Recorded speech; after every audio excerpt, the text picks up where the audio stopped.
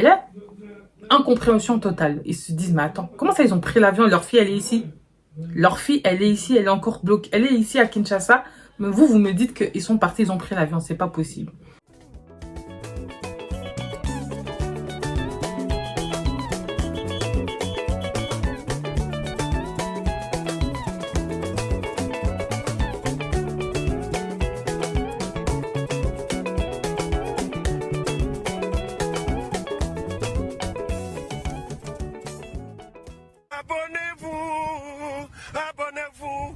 Abonnez-vous sur votre chaîne YouTube. Hey guys, bonjour à tous, bonsoir à tous, bienvenue sur ma chaîne. Je m'appelle Julia Salamona, aka la Panthère Noire, aka Panthera, tu connais. Si tu ne me connais pas, c'est que tu n'es pas abonné à ma chaîne YouTube. Donc je t'invite à le faire. Alors j'espère que vous allez bien, que vous vous portez bien et que tout se passe bien dans votre life. Moi de mon côté, ça va. Aujourd'hui du coup, on se retrouve en fait pour une story time. C'est la story time d'une abonnée. Installez-vous bien, mettez-vous à l'aise, ok? Comme ça on peut commencer. Juste avant de commencer, je suis obligée de préciser que j'ai un podcast, ok?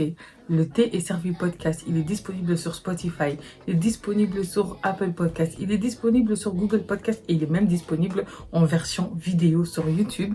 Donc si vous aimez les podcasts et que vous avez envie de m'entendre, n'hésitez pas à aller checker ça. Ceux qui regardent, qui écoutent mon podcast, n'hésitez pas à me dire si vous avez des trucs à me dire, genre que vous trouvez que je dois améliorer et tout.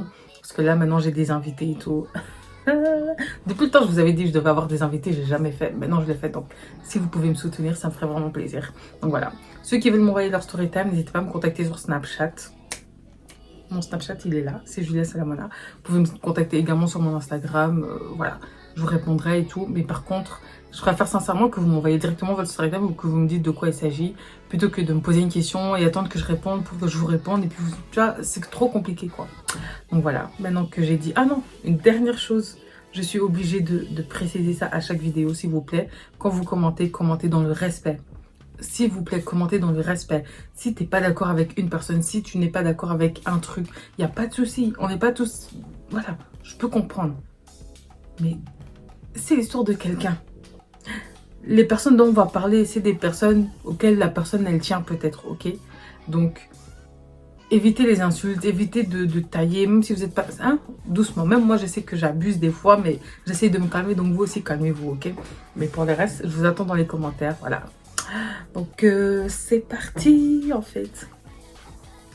Alors, cette fille, il faut que je lui donne un prénom. On va l'appeler Shanice. Ouais, c'est le nom de ma cousine.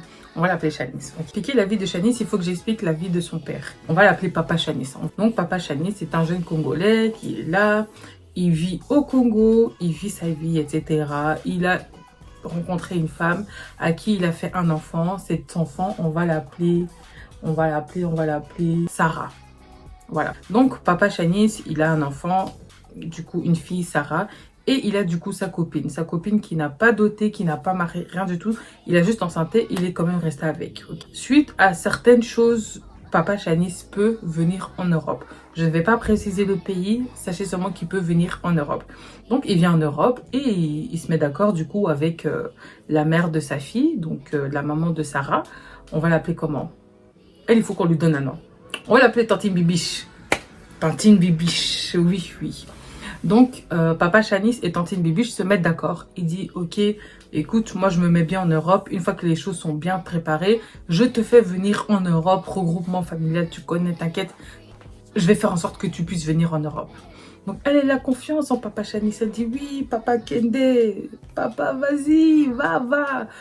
Là-bas, on aura la belle vie. Moi, je te fais confiance. Sauf que Papa Shanice, voilà, il arrive en Europe et tout, il travaille, il mène sa vie, etc. Et il rencontre une autre femme. Il rencontre cette femme et tout, ils s'entendent très très bien. Il lui dit pas qu'il a un enfant. Il ne lui dit rien du tout. Il lui dit pas qu'il a un enfant. Il lui dit pas écoute, voilà, genre, j'ai quelqu'un là-bas au bled, quoi. Donc, elle n'est au courant de rien du tout, voilà. Et donc, ils se mettent en couple et tout. Tout ce temps-là, Papa Shanice, il fait croire à Tantine Bibiche que oui, t'inquiète et tout, je gère les choses et tout, je vais te faire venir. Sauf que là, bam, la fille là qu'il a rencontrée, elle tombe enceinte. Et là, il est en mode, oh shit. Au début, il dit rien. Jusqu'à ce qu'à un moment donné, certains membres de sa famille apprennent des choses et que Shanice naît. Et là, bah, au bled, ça commence à parler. Oui, j'ai entendu que papa Shanice, il a eu un deuxième enfant là-bas en Europe, etc. et tout. Donc, il commence à s'embrouiller. Et au final, il lui dit, écoute, tu sais quoi, comme c'est là, vis seulement ta vie. Moi, je vis la mienne ici en Europe parce que ça va pas le faire de toute façon. Et j'aurai pas moyen de te faire venir. Et il l'abandonne comme ça. Donc, Tantine Bibiche, elle se retrouve là avec sa fille, bah, au Congo, tout ça. Elle avait ses projets. Madame, elle se voyait déjà arriver en Europe. Elle se voyait déjà prendre son avion et tout. Tranquille, elle se voyait déjà venir au Hector Chicken. Je déconne. Mais, ouais, le plan a échoué. Du coup, bah, pendant ce temps-là, Shanice, elle est née. Donc, elle a deux parents qui s'entendent très, très bien, qui s'aiment plus que tout au monde. Voilà, donc de ce qu'elle m'a expliqué vraiment, que sa famille du coup lui a expliqué, c'est que vraiment genre c'était son coup de cœur. Genre là c'était pas juste en mode genre ah il est enceinte, il reste avec. Non, c'était il était raide dingue de sa maman à Shanice. Il pouvait d'être pour elle quoi, genre tout ce qu'elle avait besoin il faisait. Et donc Shanice elle naît, voilà, elle a sa petite vie de famille. Elle est beaucoup plus en contact avec la famille de sa maman que la famille du côté de son papa.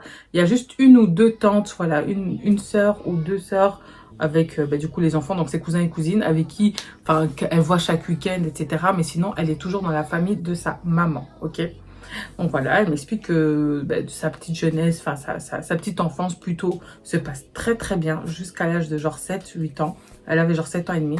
Sa maman est décédée en fait, bon on va pas trop parler de ça, hein, mais du coup sa maman est décédée suite à certaines complications médicales, elle est décédée. Et du coup, bah en fait, Shanice, elle se retrouve orpheline, enfin, de maman. Donc, elle n'a plus de maman et elle est juste avec son papa. Au début, voilà, ça va, toutes les familles, tu connais, les Matanga, tout le monde vient, etc. Donc, il y a les tantines, il y a les tontons, etc. Et puis, les mois sont passés et elle était toute seule avec juste son papa. Et elle m'explique qu'autant elle avait genre 7 ans et demi, mais elle m'a dit qu'elle s'en souvenait très très bien parce que c'était genre en mode sa tante, si sa tante n'était pas là, mais elle limite elle mourrait de faim quoi. Son père était tellement dépité qu'il faisait rien quoi, donc voilà, elle avait appris quelques petits trucs et tout, donc à 7 ans elle savait un petit peu se faire des pâtes vite fait. Elle essayait de se débrouiller parce que son père des fois il oubliait de la déposer à l'école, elle se réveillait, son père était sur le lit, il faisait que pleurer alors qu'elle-même elle allait pas bien en fait. Et du coup, bah, en fait, elle est partie vivre, on va dire ça comme ça, chez sa tante. Parce que son père, c'était juste pas possible. Et sa tante, du coup, la sœur de papa Shanice, l'a remarqué. Donc, elle a dit, écoute, comme c'est là, nous, on va prendre ta fille. Toi, on te laisse le temps de te ressaisir et tout. Mais voilà, il passait souvent le voir. Donc, pendant 2 ans, en fait, c'est pas spécialement légalement, mais elle vivait chez sa tante. Donc, elle dormait avec ses cousins et cousines. Et voilà, ça lui a redonné ça l'a un petit peu reboosté, malgré qu'elle voilà, elle avait plus sa maman, mais au moins elle avait ce côté, elle m'a dit qu'elle pouvait se confier à ses cousins et cousines qui étaient un tout petit peu plus grands qu'elle, qu'ils avaient déjà des 12 ans, etc. Donc c'était voilà, on prenait soin d'elle, ok. Un jour, bah, son papa, il dit oui, non, voilà, maintenant c'est bon, désolée ma fille, maintenant je me reprends en main, etc. Tu peux revenir, mais quand tu veux, tu peux rester dormir chez tes cousins et cousines. Donc elle, ça l'a fait plaisir parce qu'elle s'entend archi bien avec son papa. Donc elle retourne chez son papa, elle retourne à la maison et effectivement, son père était beaucoup plus joyeux. Son père, il faisait à manger, il a déposé à l'école, il aidait avec les devoirs, il faisait des sorties ensemble, il faisait du shopping ensemble, des activités, ils allaient au cinéma, etc. Donc elle avait retrouvé son papa. C'était plus la même chose, mais elle avait retrouvé son papa. Et un jour comme ça, son père, il assis comme ça et il lui dit, écoute, voilà, écoute, ta maman, ça sera toujours ta maman, ok? Mais avant ta maman, j'avais une autre femme. Pas ici, mais au Congo. Et on a eu un enfant ensemble. Donc tu as une grande sœur. Mais voilà, ça s'est mal passé. Du coup, je suis venue ici. Et puis, j'ai rencontré ta maman et on t'a eu toi. Et donc, elle m'explique qu'elle est là à 9 ans. Et on lui explique que... En fait, elle a une grande sœur. Et en fait, avant sa maman, il y avait quelqu'un d'autre. Donc, c'était un petit peu chamboulant. Mais elle s'est dit, en fait, ce qu'elle m'a expliqué, elle m'a dit qu'elle était plus en mode, genre, même si elle était jeune, même si elle avait 9 ans, elle était juste en mode, si mon papa, il est heureux, moi, ça me va. Moi, tout ce que je veux, c'est que mon papa, il soit pas triste. Donc, s'il y a une autre femme qui va faire en sorte que mon papa, il soit bien, moi, il n'y a pas de souci. Elle m'a dit qu'à 9 ans et demi, elle, c'est comme ça qu'elle était, en fait. Donc, elle a dit, écoute, voilà, elle lui a dit directement. Et donc, son père était content. Il lui a dit, oui, t'es une fille très mature pour ton âge, c'est très bien, etc. et tout. Du coup, bah, la belle-mère, elle arrive. Donc, Tantine Bibiche, elle arrive. Et elle m'explique qu'au tout début, c'était archi bien. Genre, ça s'est vraiment très, très bien passé. Sauf que, voilà, bah... Shanice, elle a raté une année, genre ça allait pas du tout. Mais en même temps, elle a perdu sa maman. son père qui la déposait pas à l'école, du coup elle suivait pas, elle n'arrivait pas à dormir, puis tu dois dormir chez ta tante, mais ça va pas spécialement directement, donc voilà. L'année scolaire, c'était pas trop ça, mais ouais, c'est pas de sa faute, vous voyez ce que je veux dire? Donc voilà. Mais elle sait qu'elle doit redoubler son année, mais encore, voilà, elle s'en fout. Au début, elle m'explique avec Tantine Bibiche, ça se passait archi bien. Genre, c'était sa deuxième maman, quoi. À tel point que, genre, à un certain moment, bah, en fait, elle m'a dit qu'elle appelait Tantine maman. Elle lui disait pas maman, mais elle appelait Tantine maman.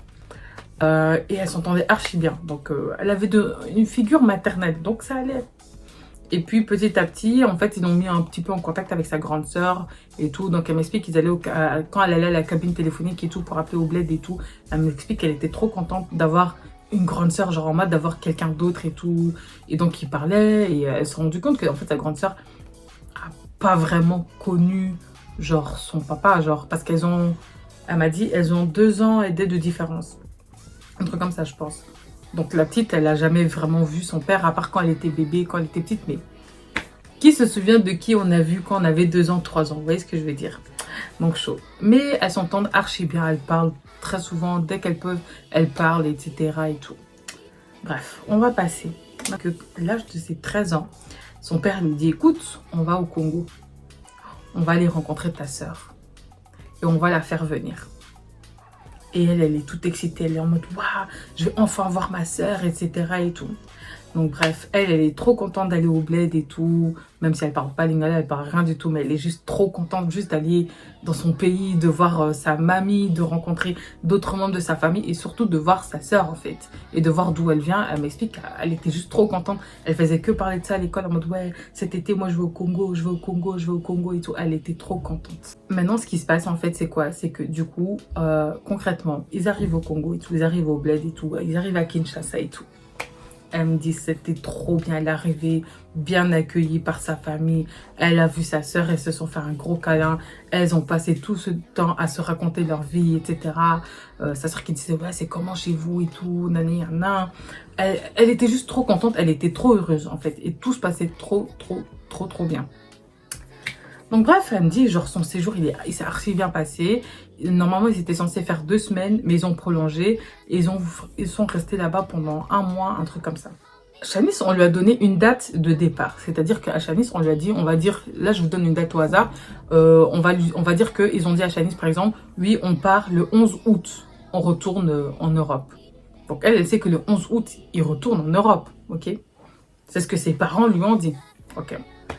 Maintenant, 2 jours avant cette date, ce qui se passe, c'est que les parents, ils disent, écoute, nous, on va déjà aller vers l'aéroport, on va aller parce qu'on doit scotcher les valises, on doit faire ça, ça, ça et tout. Comme ça, quand on doit partir, tout est déjà fait et tout. Donc, elle dit, ah, ok. Et ils disent, bon, écoute, voilà, comme moi, je passe jamais du temps avec ma fille, je vais la prendre comme ça. Après, je vais apprendre à mieux la connaître, etc. et tout. Et puis, demain, on ira tous manger à 4 au restaurant. Donc, elle est là en mode, ok, tranquille. Elle s'enjaille avec ses cousins, ses cousines, il y a sa mamie, elle s'en fout. Oui, va apprendre à connaître ta fille, il n'y a pas de souci. Elle leur fait un bisou et tout, et sa sœur. Écoutez bien, parce que c'est là que franchement j'ai dit, l'être humain vraiment, aïe. Moi je ne savais pas que les gens c'est ça qu'ils vivaient. Hein. Nous ici, on est là, on est nés ici, on pense que... non, nous on ne fait pas la misère comme ça. Bref, elle m'explique qu'en fait, en gros, bah...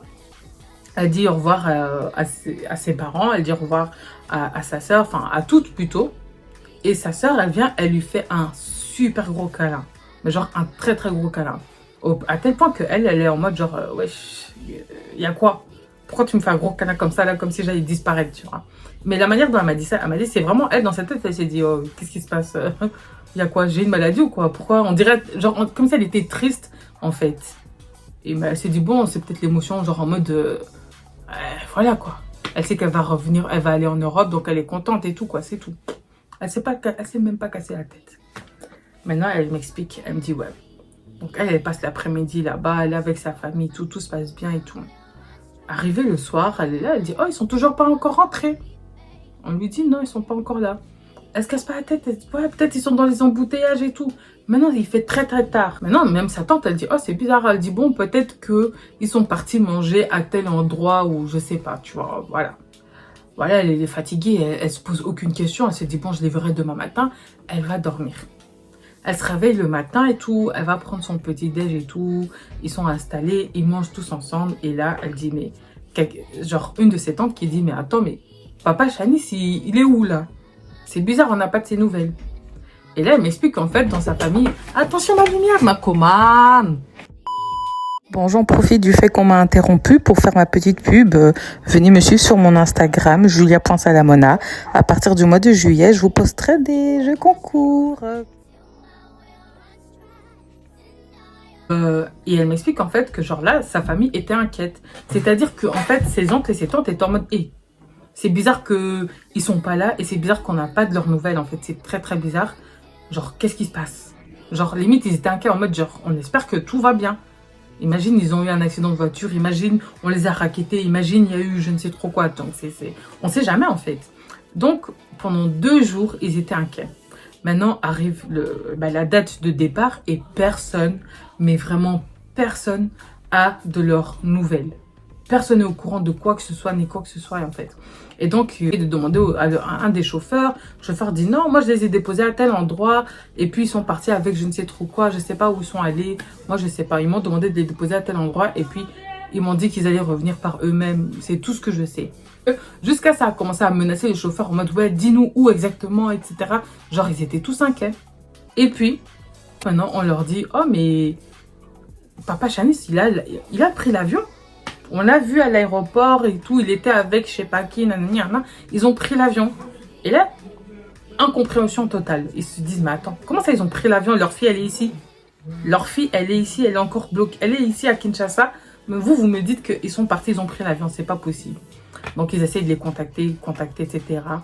Et là, une fois qu'ils les ont, papa Chanis qui dit oui, non, son père a été dire que vu que Tantine Bibiche n'est pas venue sous son vrai nom, que du coup, en fait, légalement, c'est pas sa fille, une bêtise comme ça, que du coup, ils pouvaient pas la faire venir par voie légale et que du coup, ce qu'ils ont voulu faire, c'était la faire venir sur les papiers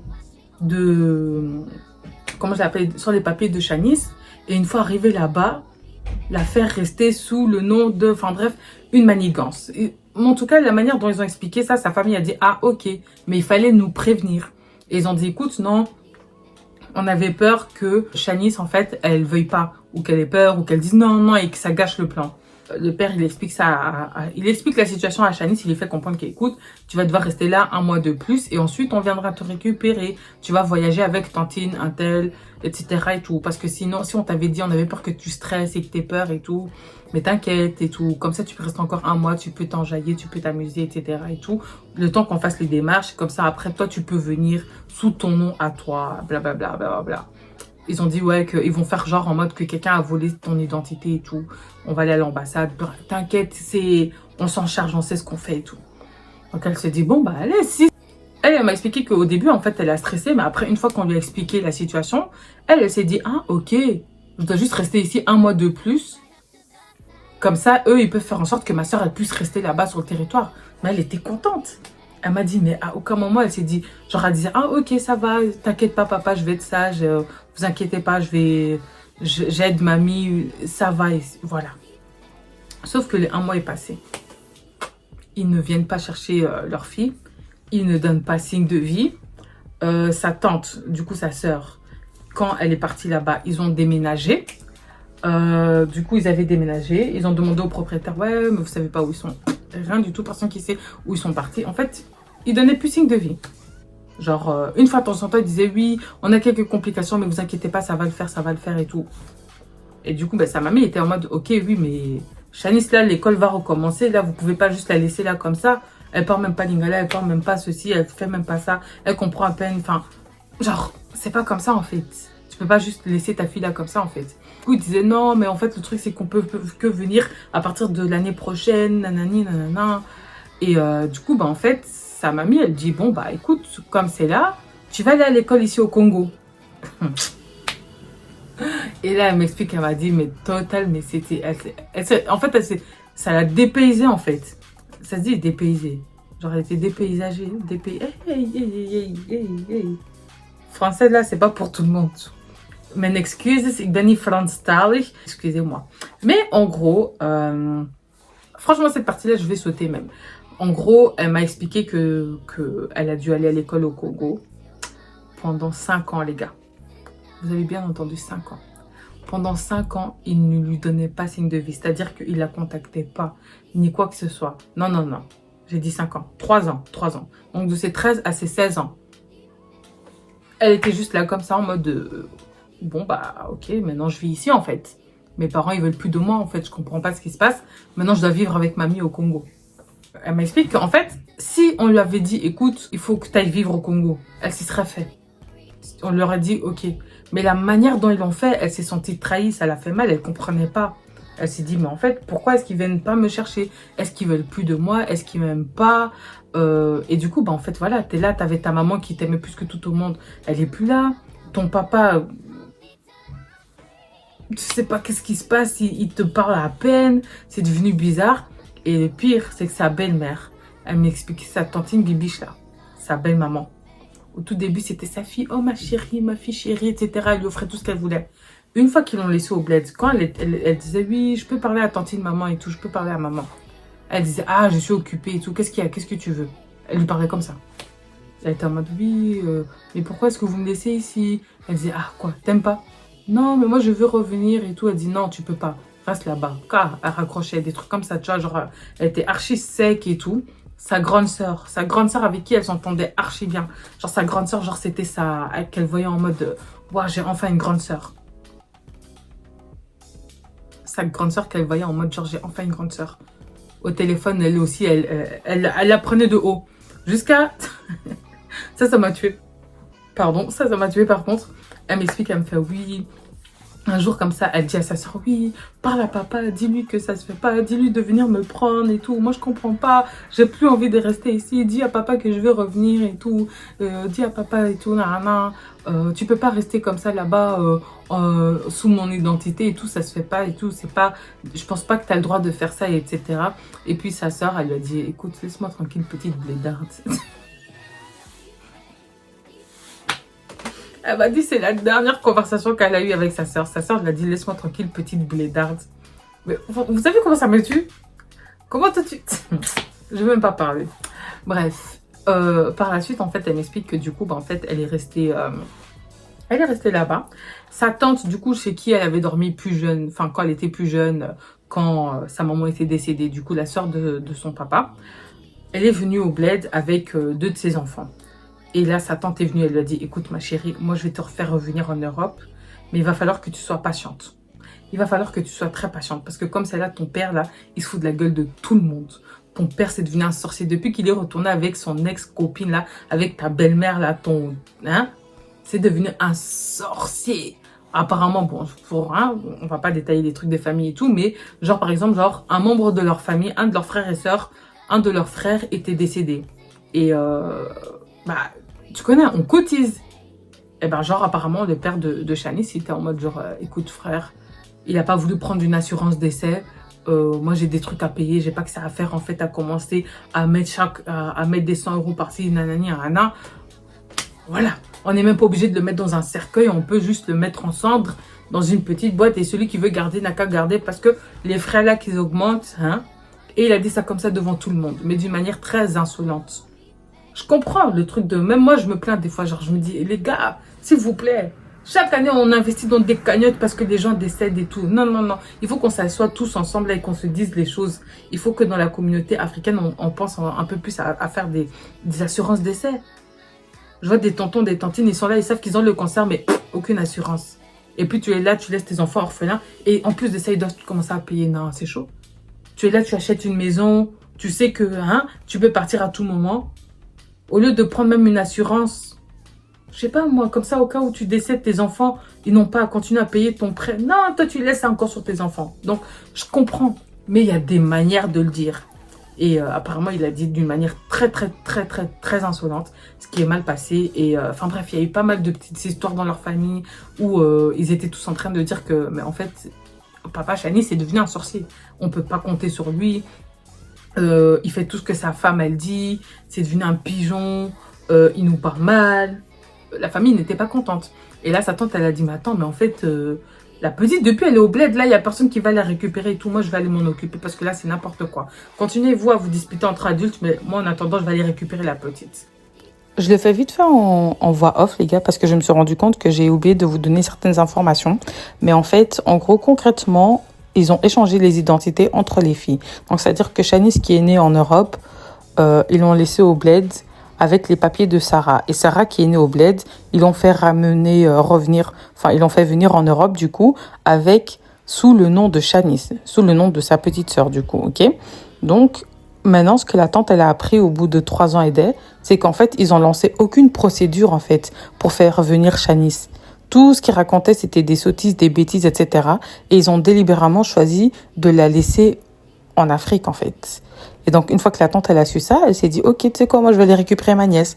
Donc, c'est ce qu'elle a fait. Elle est partie au bled et elle a expliqué la situation à Shanice en disant, voilà mon plan. Vu qu'en fait, elle avait peur que sa nièce, du coup, que Shanice arrive en Europe et que ça fasse trop de problèmes avec des trucs de procédure, la tante, elle s'est dit, tu sais quoi, on va la faire simple. Tu viens seulement avec les papiers de ta sœur. Tu te fais seulement passer pour ta sœur. Une fois que ta sœur a passé ton diplôme secondaire, enfin le diplôme secondaire sous ton nom, c'est là qu'on va seulement récupérer tes papiers. Comme ça, tu es sûr que même si tu as fait 3 ans au bled, on va pas te demander de doubler. Et comme ça, si tu as envie de travailler, tu peux travailler. Si tu as envie de continuer tes études, d'aller à l'université, tu pourras continuer. On va pas te demander de redoubler ni quoi que ce soit. Et ensuite, elle devra se démerder, elle devra se débrouiller parce qu'en soi, elle n'aura pas de diplôme secondaire, elle viendra d'arriver du bled. Et comme ça, c'est un peu aussi une leçon et pour les parents et pour la fille. Même si en soi, la fille, elle n'a pas choisi ses parents, mais voilà quoi. Et donc, c'est comme ça qu'elle a décidé de faire revenir Shanice. Bref, le moment arrive. On va pas expliquer comment ils ont fait, etc. Seulement, on va passer les détails. Elle est revenue. Donc, elle va chez sa tante, elle retrouve ses cousins et cousines avec qui elle a grandi, tout ça et tout. Petite chose d'ailleurs que j'ai oublié de préciser, c'est que la famille du côté maternel, en fait, une fois que sa maman est décédée, son papa a coupé les ponts avec sa famille côté maternel. Parce que je pense que j'avais pas précisé ça. Mais bref, continuons. Une fois qu'elle est arrivée du coup chez sa tante, etc. et tout, sa tante lui dit, écoute, maintenant c'est là qu'on va commencer les choses. On va aller voir ton père et tu vas lui dire que tu vas porter plainte contre lui, contre sa belle-mère et surtout contre ta grande sœur. Pour usurpation d'identité, pour pas mal de trucs et tout. Sa tante, elle s'était renseignée, elle a dit, tu vas aller leur dire ça. T'inquiète, ça va aller. Ils sont partis voir le papa. Donc Shanice, sa tante, un oncle, une autre de ses tantes et puis encore 2 cousins. Ils sont allés là-bas. Elle m'a expliqué que limite ça allait se battre.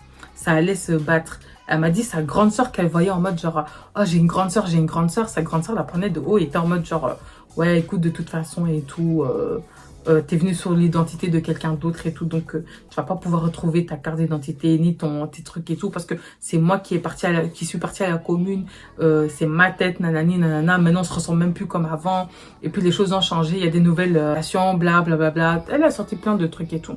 Elle a dit écoute, il n'y a pas de souci, comme toi tu crois que t'es intelligente. Elle a dit moi j'ai été à l'école ici jusqu'à mes 13 ans, c'est-à-dire que dans chaque album photo de classe là, il y a ma tête. Toi, là, une fois que tu es venu, il y a une tête différente. Juste avec ça, on peut prouver.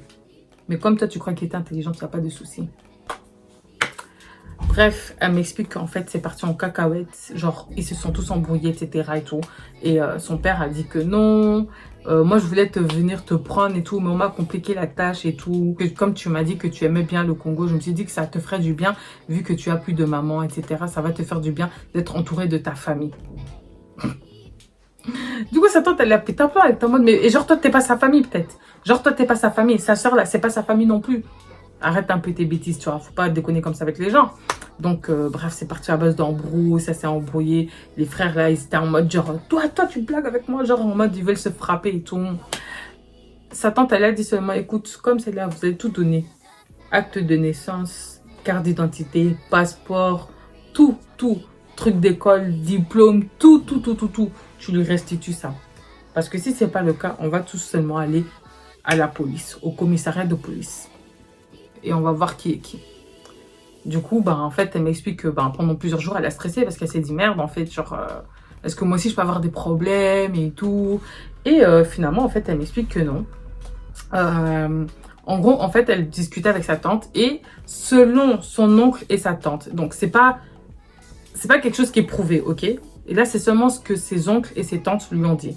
Selon ses oncles et ses tantes, ils disent que, en fait, c'était leur plan depuis le début. Elle a aucune preuve de ça. C'est ce que ses oncles et ses tantes ont dit. Ils lui ont dit que, écoute, nous, on pense que ton papa, là, c'est ce qu'il avait prévu depuis le début. Dès le moment où il a fait venir sa femme, là, on pense que c'est ce qu'ils avaient prévu. Qu'en mode, genre, son père, il était peut-être en mode, genre, ouais, je vais faire venir mon ex-copine avec notre enfant. Mais que la belle-mère, là, elle est arrivée, elle était en mode, genre, moi, ta fille, je la veux pas ici, en fait. Moi, ta fille, je la veux pas ici. Restitue-la à ta maman. Tu vas la donner à ta maman, que ta maman n'a qu'à s'en occuper au Congo. Mais moi, je la veux pas, en fait. Moi, je vais pas m'occuper de ta fille. Je vais m'en occuper un petit peu. Et puis, on va aller au Congo. Et on va aller la déposer là. Et on fait venir notre fille sous le nom de ton autre fille. Eux, ils pensent que c'est la belle-mère, Tantine Bibiche, qui a eu cette idée-là. Et pas le papa. Et que le père, bah, comme, tu vois, les hommes, des fois, quand ils sont amoureux, des grands Yuma, quand ils savent pas... Bon, j'avais dit qu'on devait se calmer sur les gens, hein. Mais tu connais les hommes, des fois, voilà, tu vois. Donc, eux, ils pensent que le papa, en fait, il a juste suivi. Mais bon, encore une fois de ça, ils n'ont aucune preuve. Et que du coup, c'est pour ça qu'ils lui ont fait croire à elle qu'elle devait partir à une certaine date. Et que genre, en fait, c'est pour ça qu'ils sont partis plus tôt. Genre, c'était prévu, en fait. Et ils pensent également que la grande sœur était au courant. Et que c'est pour cette raison-là qu'elle lui a fait un super gros câlin. Parce que genre, elle s'est dit, oh merde, genre, je vais quitter ma sœur.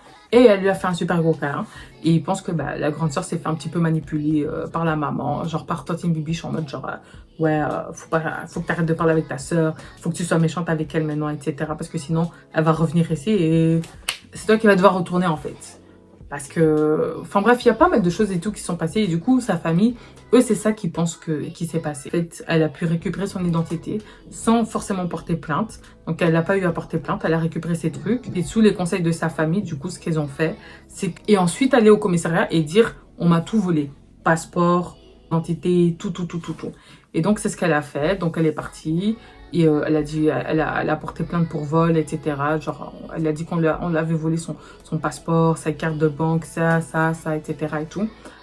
Et bah du coup, voilà, enfin bref. Elle m'a expliqué que ça a été compliqué parce que genre, en fait, en gros, bah, elle avait jamais... genre, de nulle part, tu dois tout aller faire des démarches administratives. T'es à peine majeur, tu dois commencer à aller faire plein de démarches administratives pour aller récupérer tel document, tel papier, tel truc à la police, tel ceci, cela. Tout ça parce qu'en fait, pendant 5 ans, ta sœur se faisait en fait passer pour toi, en fait, concrètement. Et que c'est passé flex. C'est passé flex. On l'a jamais interrogé, ni quoi que ce soit. Tout ce qu'ils ont eu à faire, c'était bouger de la ville d'où ils étaient, aller dans une autre ville et changer la fille d'école. Mettre Sarah dans une autre école. Parce que bien évidemment, ils n'allaient pas mettre Sarah dans la même école. Et donc voilà. Elle a récupéré son identité et bah, elle a fait comme si de rien n'était en fait. Donc c'est à dire que c'est pas elle qui a été en secondaire, mais elle m'a dit bah, tranquille en fait. Sa sœur, elle avait eu un diplôme secondaire bah, pour elle en fait concrètement. Et c'est pour ça que sa tante lui disait d'attendre en fait. Donc elle m'a dit qu'elle a continué ses études en fait par la suite, qu'elle s'est pris du coup un appartement, un studio. Sa tante s'est mise comme garant, mais elle m'a dit voilà, elle passe énormément de temps chez sa tante et chez son oncle. Elle est très proche de ses cousins et cousines, ils s'entendent archi bien. Sa famille est en contact ni avec son papa, ni avec la belle-mère, et encore moins avec la grande sœur. Et sa tante l'a aidé en fait à renouer le contact, enfin à retrouver le contact en fait avec sa famille du côté maternel. Elle m'a dit ça a pris du temps, mais en fait ils ont retrouvé. Et du coup, bah, du côté maternel, elle a retrouvé d'autres oncles et d'autres tantes. Et une autre grand-mère, donc elle m'a dit qu'elle a ses 2 grandes-mères, elle n'a pas de grand-père, mais elle a ses 2 grandes-mères, grand-mère maternelle, grand-mère paternelle, et ça lui a fait vraiment du bien de voir en fait sa famille côté maternelle. Ça a été des années assez compliquées. Il y a quelques années, elle avait commencé à aller voir un psychologue parce qu'en fait tout ça c'est des choses qui ont fait que le fait d'avoir perdu sa maman très jeune, le fait que ton père il t'abandonne et que du jour au lendemain t'as plus trop contact avec ton papa, et qui te laisse comme ça dans un pays, même si c'est ton pays de cœur, même si c'est ton pays, genre, c'est tes origines, t'as pas grandi là-bas, tu connais rien du tout. La culture aussi est différente. On a beau être congolais, on a beau avoir notre culture avec nous, c'est pas pareil quand t'es né en Europe que les gens qui sont nés là-bas, en fait. Ça reste, c'est pas pareil du tout, en fait. Et du coup, bah, elle a été voir un psychologue et tout, et maintenant elle vit bien, en fait. Elle est en contact avec tout le monde de sa famille, elle est heureuse. Voilà, elle m'a dit que pour elle, en fait, quand on lui demande ses parents, elle dit qu'elle est orpheline. Elle m'a dit, c'est ce qu'elle s'amuse à dire. Genre, enfin, s'amuse, c'est un grand mot, mais genre, elle, de ce qu'elle m'a dit maintenant, genre, si on lui dit oui, ton papa, ta maman, elle dit qu'elle est orpheline, elle dit qu'elle connaît pas son père et que sa maman est décédée. Genre, pour elle, elle a pas de père, elle a pas de frère et elle a pas de sœur. Elle, c'est ce qu'elle m'a dit. Je lui ai dit, ouais, tu veux pas plus tard renouer? Elle m'a dit, sa sœur, pour elle, c'est une grosse sorcière. Elle veut plus jamais rien savoir sur elle. Elle porte le même nom de famille, mais ça s'arrête là. Elle a dit, même si sa sœur demain elle est dans la merde, elle veut rien savoir. Parce que même si c'est pas sa sœur qui a commis l'acte, c'est son père et sa belle-mère, du coup, qui ont fait tout ça, sa sœur n'était pas obligée d'être super méchante au téléphone. Déjà que c'était très très dur pour elle et qu'elle s'est sentie abandonnée et seule. Bah, sa sœur, elle a empiré le tout en fait. Parce que, voilà, aucun soutien de sa sœur, rien du tout, que de la méchanceté. Et donc voilà, voilà comment bah, cette chère fille a été abandonnée par son père au Congo. Non, franchement, moi j'étais dépassée. Hein. Vous voyez quand elle m'a expliqué ça et tout. Genre, elle m'a dit, ouais, mon père et mes parents m'ont abandonnée au Congo. J'ai dit quoi? Elle m'a expliqué, j'étais là en train de l'écouter et tout. Quand elle me parlait, j'étais en mode, hé! Mais ça me ferait trop mal. J'imagine même pas comment elle a dû se. Enfin, j'imagine même pas comment elle a dû se sentir. Genre, c'est trop grave. C'est trop grave. Mais bref. Genre, je connaissais des gens qui, par exemple, genre, il y avait une fille ici à Bruxelles un jour, il y avait des news qu'ils avaient fuité sur elle.